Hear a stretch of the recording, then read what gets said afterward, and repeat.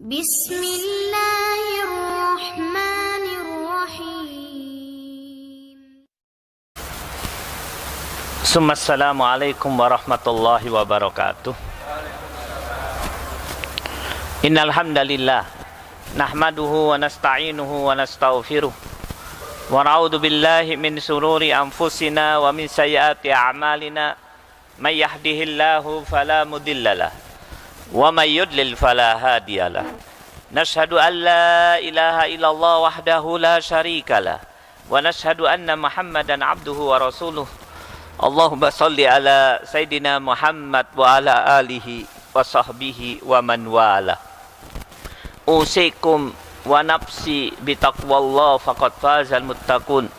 Wa qad qala ta'ala fi kitabihil aziz, ya ayyuhalladzina amanu taqullaha haqqa tuqatih wa la tamutunna illa wa antum muslimun.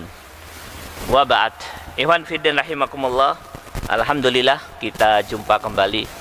Mari kita berdoa kepada Allah Subhanahu wa taala, semoga perjumpaan ini memberikan manfaat bagi kita semuanya. Saya wasiatkan pada diri saya juga pada semuanya, marilah kita tingkatkan takwa kepada Allah Subhanahu wa taala. Ikhwan fillah rahimakumullah. Salah satu ciri orang yang bertakwa selalu berusaha melakukan amal yang terbaik. Karena Allah Subhanahu wa taala berfirman, "Alladzi khalaqal mauta wal hayata liyabluwakum ayyukum ahsanu amala." Allah Subhanahu wa taala berfirman di dalam surat Al-Mulk ayat 2. Sesungguhnya Allah yang menciptakan kematian dan kehidupan untuk menguji di antara kalian siapa yang melakukan amal yang terbaik. Jadi ciri orang yang bertakwa itu selalu berusaha untuk melakukan amal yang terbaik. Dan kita bisa melihat para sahabat Nabi itu kalau ketemu Rasul selalu pertanyaan, ayyu a'mal afdol. Ya Rasul, amal apa yang paling baik? Ayyu a'mal ahabbu ilallah. Ya Rasul, amal apa yang paling dicintai oleh Allah?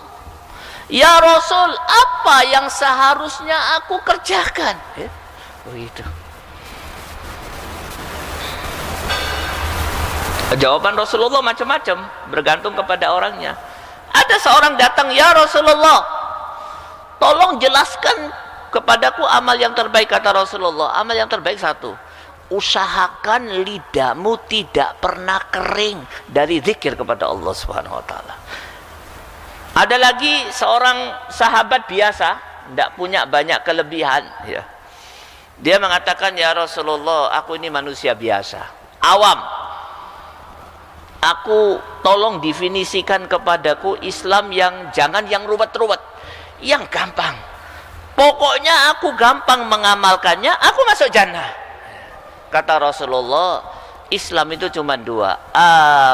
Kul amantu billah sumastaqim. Katakanlah aku beriman kepada Allah, kemudian istiqomah. Gampang. Jawaban Rasulullah gampang, pertanyaan sahabat pun begitu. Pokoknya saya ingin amalan sehingga nanti aku paling dicintai oleh Allah dan masuk jannah. Iman fiddin rahimakumullah. Sekarang ada satu pertanyaan besar yang harus kita jawab. Ustadz, amalan apa yang paling utama untuk kita kerjakan di masa sekarang ini? Masa goncang ganjing, ya. Masa yang sebagian ulama mengatakan rusak, ya. Bahkan politikus terkenal di negeri ini, tidak perlu saya sebut namanya, mengatakan belum pernah saya menghadapi satu keadaan yang saya ketahui, baik yang saya lihat maupun dari sejarah yang saya pelajari, yang lebih berbahaya dan lebih jelek kecuali di masa sekarang, katanya. Pemimpin yang diikuti diharapkan bawa ke jannah, kalau dilihat langkahnya kelihatannya kok bawa ke neraka. Ulama yang diharapkan bisa memberikan petunjuk, kalau dilihat kok kelihatannya yang dibawa kepada kesesatan. Sahabat karib, yang kita ingin waktu bersahabat dengan dia bisa mendekatkan diri kita kepada Allah, menggunting di dalam lipatan. Ajib. Ya. Negara yang diinginkan bisa memberikan keamanan, tugas utama negara adalah memberikan keamanan kepada warganya. Dilihat-lihat kok memberikan ancaman. Justru yang aman adalah musuh-musuh warganya, musuh-musuh negaranya. Ini zaman apa ini? Dikatakan zaman edan. Ya nggak banyak juga orang edan. Nah, sekarang timbul satu pertanyaan. Amalan apa yang paling utama dilakukan di masa sekarang? Iman fiddin rahimakumullah. Mari kita lihat satu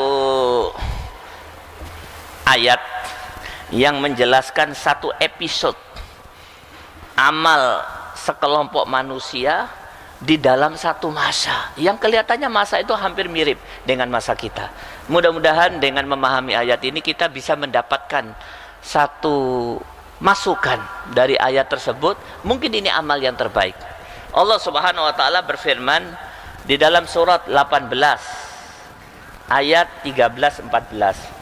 Nahnu naqussu 'alaika naba'ahum bil haqq innahum fityatun amanu bi rabbihim wazidnahum huda warabatna ala nahnu naqussu 'alaika naba'ahum bil haqq innahum fityatun amanu bi rabbihim wazidnahum huda warabatna ala qulubihim idh qamu faqalu rabbuna rabbus samawati wal ard ila akhir.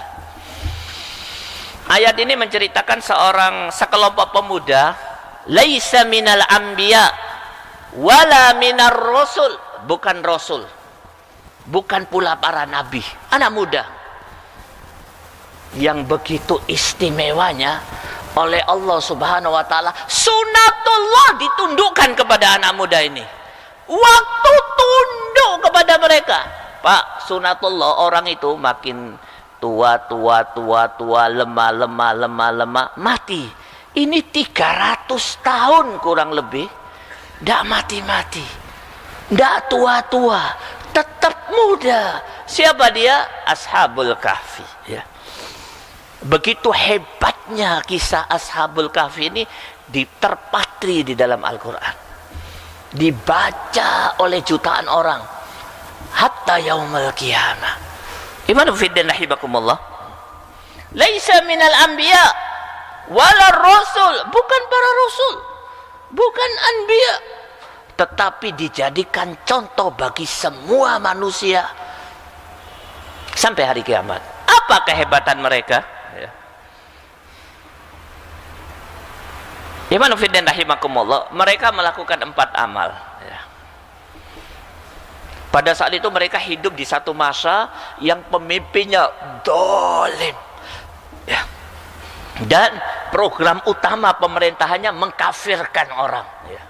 Menciptakan satu keadaan supaya kaum muslimin meninggalkan kitab sucinya dan meninggalkan ketaatan kepada Allah dan Rasulnya. Maka muncullah anak muda tersebut.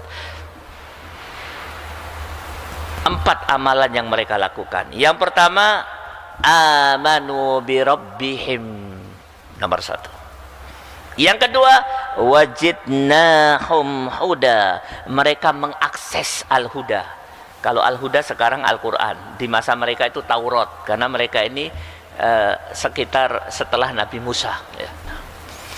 Yang kedua, idqamu, mereka berdiri di hadapan penguasa zalim. Wa qalu rabbuna rabbus samawati wal ard, di hadapan penguasa zalim mereka mendeklarasikan akidahnya, la ilaha illallah, dan kami tidak ingin Tuhan selain Allah Subhanahu wa taala. Iman fiddin rahimakumullah. Dalam waktu yang amat sangat singkat ini, mari kita sedikit bahas tentang 4 amalan ini. Yang pertama, kehebatan anak muda ini, mereka beriman kepada Allah Subhanahu wa taala. Pak, Ikhwanu fiddin rahimakumullah, di hadapan kita ada 2 pilihan. A'arbabun mutafarriqun amillahul wahidul qahar. Di hadapan kita ada dua pilihan, Allah subhanahu wa ta'ala atau Tuhan-Tuhan yang banyak. Pilih. Di dalam ayat yang lain Allah subhanahu wa ta'ala berfirman, Ani'buduni hadza siratul mustaqim.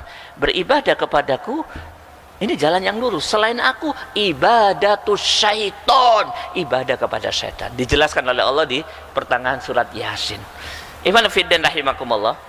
Ayat ini menjelaskan kepada kita, sedikit kita tergincir dari ibadatullah, pasti akan ibadah kepada arbabun mutafarriqo, Tuhan yang banyak. Tuhan yang banyak itu siapa? Yang pertama pasti manusia.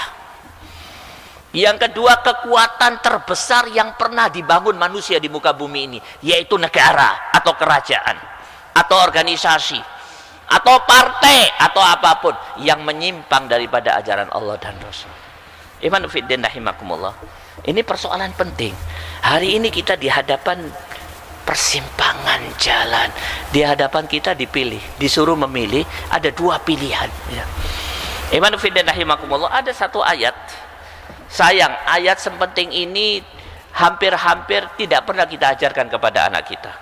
Bahkan tidak pernah diajarkan oleh orang tua kita kepada kita. Ya. Mari kita baca ayat ini. Dan jarang disampaikan di khutbah Jumat. Ya.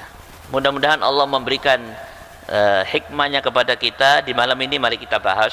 Allah subhanahu wa ta'ala berfirman di dalam surat 42 ayat 84. A'udzu billahi minasyaitonir rajim. Bismillahirrahmanirrahim. Ya, surat 42. Surat 43 maksud saya. Surat Az-Zukhruf ya, ayat 86. 84. Wa huwallazi fis samai ilah wa fil ardi ilah. Wa huwal hakimul alim. Wa huwallazi fis samai ilah wa fil ardi ilah wa huwal hakimul alim. Allah subhanahu wa ta'ala menjelaskan kepada kita bahwa Allah itu ilah di langit dan ilah di bumi. Pak, kalau kita ngaji pelajaran kelas 1 dulu, waktu kita buka bab pertama, bab akidah, diajarkan kepada kita bahwa Allah itu di samping sebagai Rob juga ilah. Kalau Rob itu kita tahu, pencipta alam semesta, pemberi rezeki, itu Rob ya, yang yuhyi wa yumit, menghidupkan mematikan, itu Rob. Tapi sebagai Rob Allah juga ilah. Ilah itu maknanya 3. Muta', yang ditaati. 1 yang ditaati. Yang kedua syari', pembuat hukum.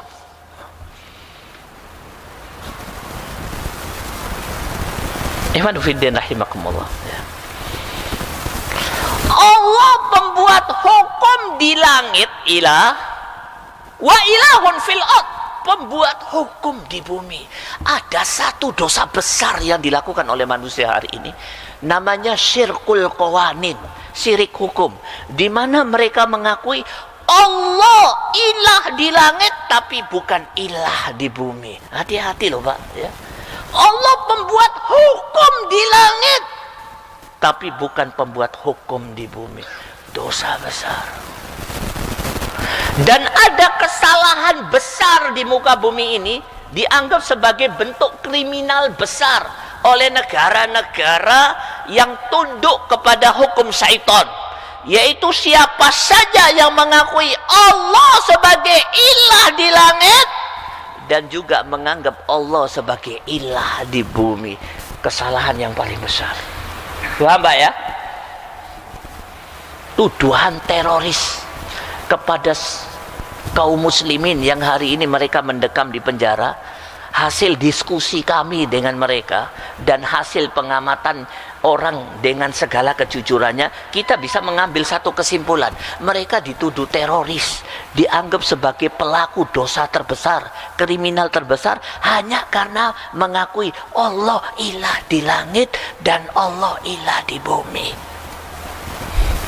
Hanya karena mereka mau menghindarkan diri daripada kesyirikan. Ikhwan fiddin rahimakumullah. Serius ini. Oleh karena itu, mari kita perbaiki, ya. Mudah mungkin kalau kita melakukan ini, kita bisa disejajarkan oleh Allah Subhanahu wa taala dengan pemuda yang istimewa, Ashabul Kahfi. Kemudian yang kedua, mengakses Al-Huda. Saya ingatkan kembali, banyak maaf, hasil diskusi saya dengan teman-teman sesama dai, kelemahan aktivis muslim sebagian besar. Saya tidak bicara kelemahan kaum muslimin, aktivis muslim, kecuali mereka yang mendapatkan rahmat Allah. Kalau sudah disuruh menegakkan kalimat Allah, Masya Allah, tetapi kalau sudah diajak untuk qiraatul Quran, mereka meninggalkan Al-Quran. Kau tujuannya apa? Menegakkan kalimat Allah. Mau apa? Jihad, segala macam. Sudah baca Al-Quran? Belum. Dan kalau sudah baca Al-Quran, baca Al-Qurannya salah.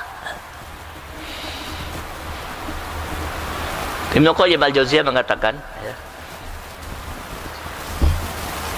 ada 5 sikap yang salah di dalam baca Al-Quran. Pertama, tidak pernah baca Quran. Yang kedua, membaca Al-Quran tapi tidak memahami. Yang ketiga, membaca Al-Quran memahami tapi tidak tadabbur, ya. Yang keempat, membaca memahami tadabbur tapi tidak mengamalkan, ya. Dan yang terakhir adalah tidak menjadikan Al-Quran sebagai obat. Maka iman fiddin rahimakumullah, Al-Quran, ya, Allah Subhanahu wa taala berfirman di dalam surat 43 ayat 41, 42, 43. Ayat ini perlu untuk kita renungkan. Apa kata Allah Subhanahu wa taala? Engkau tidak usah memikirkan bagaimana menghadapi musuh yang membasmi kalian. Itu urusan aku, kata Allah Subhanahu wa taala. Urusan aku. Betapapun hebatnya musuh kau dan menguasai kau, menghancurkan mereka adalah urusanku, kata Allah Subhanahu wa taala. Dan kau tidak usah memikirkan musuh kau yang kau kalahkan, penyiksaannya di neraka. Urusanmu cuma satu, kata Allah Subhanahu wa taala. Fastamsik billadhi uhiya ilaika innaka ala siratim mustaqim. Berpegang teguh kepada Al-Quran. Berpegang teguh itu ya membaca, memahami, tadabbur, mengamalkan, memperjuangkan, dan menjadikan sebagai obat secara syar'i. Kemudian yang ketiga, ikhwan fiddin rahimakumullah, berdiri tegak di depan penguasa zalim. Saya akan ceritakan satu kisah. Ada seorang sahabat namanya Abu Sa'id Al-Khudri radhiyallahu an. Abi Sa'id ini sudah tua, Pak. Di antara sahabat yang umurnya panjang, beliau. Sahabat lain sudah pada meninggal, dia masih hidup karena diberi umur panjang oleh Allah Subhanahu wa taala. Pada satu waktu dia hidup di satu gubernur yang amat sangat zalim. Saya lupa namanya, di satu wilayah. Dia tidak tinggal di ibu kota, jadi tidak berhadapan dengan Amirul Mukminin, tapi di hadapan seorang gubernur yang zalim. Pada saat itu gubernur itu lagi khutbah Id mengatakan, di masa lalu memang khutbah Jumat, khutbah Id selalu yang melakukan adalah pemimpin. Kalau di pusat kota ya Amirul Mukminin, kalau di wilayah gubernur. Gubernur itu mengatakan, mulai sekarang kita khutbah Id dulu baru sholat. Kenapa? Kalau sholat dulu baru khutbah Id, kalian akan pulang semua kaum muslimin, tidak akan mendengarkan khutbahku. Khutbah dulu baru sholat Id. Langsung Abi Sa'id Al-Khudri, sudah tua ini, dalam keadaan gemeter, membawa tongkatnya, jalan dari sofnya, menuju melewati beberapa sof, jalan mendekati gubernur, di depan mimbar gubernur, jenggotnya gubernur ditarik. Ya adu Allah, wahai musuh Allah, Ittaqillah, bertakwalah kepada Allah Subhanahu wa taala. Jangan kau rubah hukum yang telah ditentukan oleh Allah dan telah diamalkan oleh Rasulullah sallallahu alaihi wasallam. Apa yang terjadi? Dipanggil pengawal, diringkes bisa ya orang tua. Ikhwan fillah rahimakumullah. Pelajaran apa yang bisa kita ambil dari kisah ini? Berdiri tegak di hadapan penguasa zalim. Sudahkah tiba saatnya untuk melakukan ini bagi kita di zaman sekarang? Mereka yang berakal sehat, yang berani dan jujur akan mengatakan dengan tegas, kalau dilakukan sekarang bukan sudah tiba saatnya, terlambat. Mestinya sudah dilakukan beberapa waktu yang lalu. Karena kita sudah bisa mengambil satu kesimpulan bahwa banyak pejabat di negeri ini, kecuali sedikit yang mendapat rahmat Allah, sudah melakukan satu aktivitas pantas dikatakan zalim. Nah, pantas. Buktinya kayak apa, Ustadz? Antum lebih tahu daripada ya. Nah, zalim sudah tiba saatnya. Cuman sayang mereka yang tegar berdiri di hadapan penguasa zalim tidak ada. Iya apa enggak? Iya apa enggak? Padahal apa kata Rasulullah sallallahu alaihi wasallam? Afdalul jihad, sebaik-baik jihad adalah seperti jihadnya Hamzah. Kalimatul haq inda sultan jais. Mengucapkan kalimat yang benar di hadapan penguasa zalim. Sudah tiba saatnya ya. Kalau istilah beberapa dai yang dulu, kalau imam itu kalau kentut batal sholatnya. Ini imamnya bukan kentut, sudah berak-berak. Mimbarnya sudah kotor dengan kotoran dia, makmumnya masih amin. Ajib. Nomor 4, kehebatan daripada ashabul kahfi. Wa qalu rabbuna rabbus samawati wal ard, mendeklarasikan prinsipnya di hadapan semua orang. Saya jadi teringat Usama bin Laden. Usama di masa hidupnya, pada saat beliau tinggal di Saudi Arabia, pemuda teladan, ajib ya. Penguasa sukses, dicintai semua warga, bahkan negara pun mencintai dia. Saya ada sedikit cerita. Itu perusahaan Bin Laden, milik keluarga besar Usama bin Laden, pernah pada satu waktu mendapatkan tender dari pemerintah Al-Mamlakatul Arabiyatus Saudiyah, kerajaan Saudi Arabia, yaitu tender untuk membersihkan 2 Masjidil Haram dan Masjidil Nabawi. Pertama mereka melakukan istilahnya dites itu apa? Ya. Istilahnya siapa yang paling murah tendernya, dengan beberapa perusahaan Saudi Arabia, perusahaan dari luar negeri, Amerika juga ikut mengajukan tender. Ternyata yang dipilih, yang menang adalah perusahaan Bin Laden. Tentu yang dipilih yang paling murah, Pak ya. Kenapa dipilih? Ternyata Bin Laden menyiapkan biaya untuk kebersihan Masjidil Haram dan Masjidil Nabawi selama 1 tahun, cleaning service dan lain sebagainya. Dan ini biaya besar, Pak, butuh tenaga yang banyak. Beliau hanya mengajukan biaya 1 real, subhanallah, alias gratis. Usama yang seperti itu dimusuhi, diburu, bahkan dibunuh oleh kerajaan Saudi Arabia dengan tuan-tuannya. Kenapa? Karena beliau melakukan satu pekerjaan, mendeklarasikan kebenarannya. Apa yang beliau lakukan? Beliau mengumpulkan beberapa ulama, mengeluarkan fatwa. Apa bunyi fatwanya? Ikhrajul musyrikin min jaziratul Arab min aujabal wajibat ba'dal iman. Mengeluarkan orang musyrik dari negara Arab adalah kewajiban nomor 2 setelah iman. Ini Rajul Musyrikin min Jaziril Arab itu diambil dari kutipan hadis. Kenapa beliau mengatakan itu? Beliau melihat dan semua orang melihat bahwa di masa itu telah terjadi invasi besar-besaran tentara Amerika ke Jaziratul Arab. Hampir-hampir para pengamat militer berani mengatakan tidak ada markas besar militer Amerika di luar Amerika yang paling besar melebihi di Saudi Arabia. Mereka melihat dan tujuan mereka untuk menguasai Masjidil Haram dan Masjidil Nabawi.